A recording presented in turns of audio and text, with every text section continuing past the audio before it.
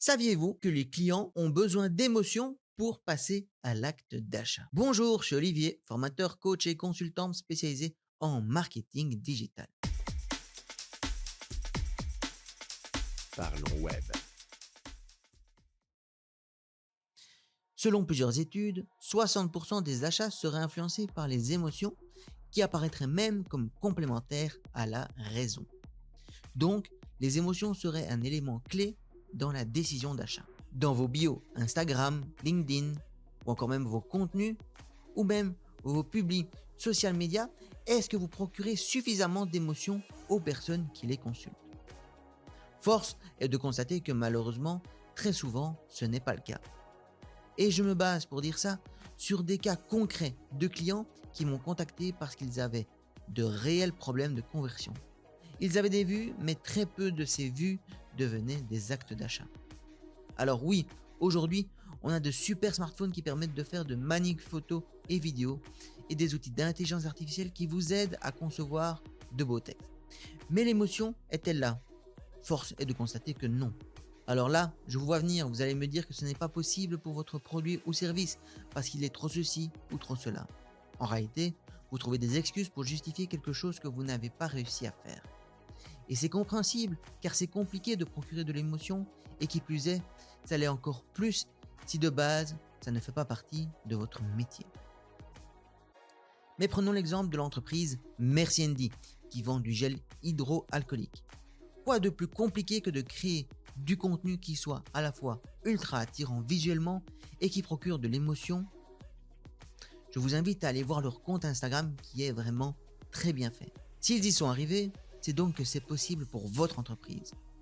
Alors peut-être que vous n'y arriverez pas tout seul, qu'il faudra l'externaliser au sein de l'agence, on le fait pour nos clients.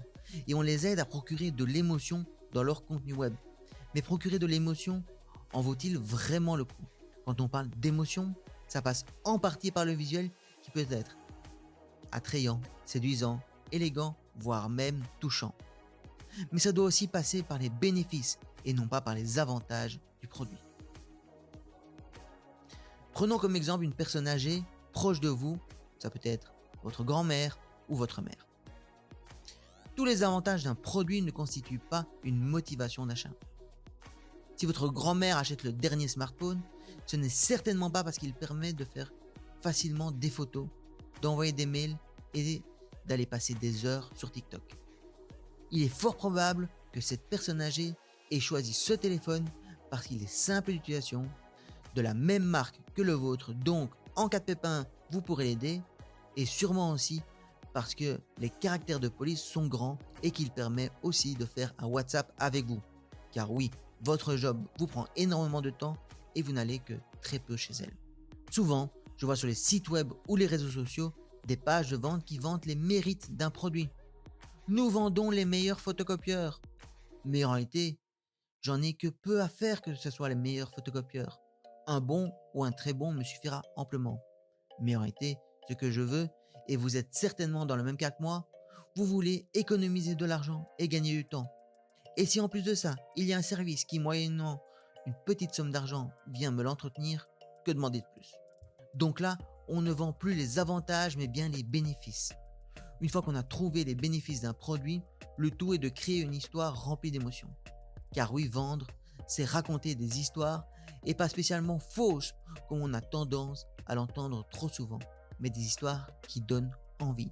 Je vous invite à aller voir sur les sites de crowdfunding les projets qui ont le mieux marché. Très souvent, ce n'est pas parce que le produit était révolutionnaire, mais parce que l'histoire qui était racontée autour de ce projet était composée d'émotions. Et quand il y a de l'émotion, le client se sent plus vite concerné et touché. Pensez-y quand vous faites vos posts sur les réseaux sociaux. Pensez-y aussi lors de la rédaction de newsletters ou de landing page. L'ajout d'émotion fera clairement la différence.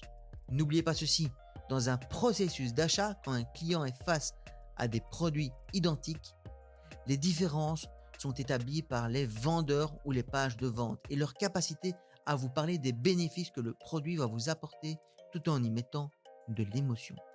L'émotion permet de vendre un produit ou un service.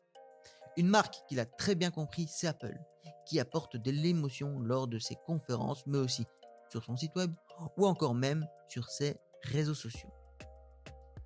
Et si vous voulez encore aller plus loin dans l'expérience client et l'expérience émotionnelle, allez dans une boutique Apple.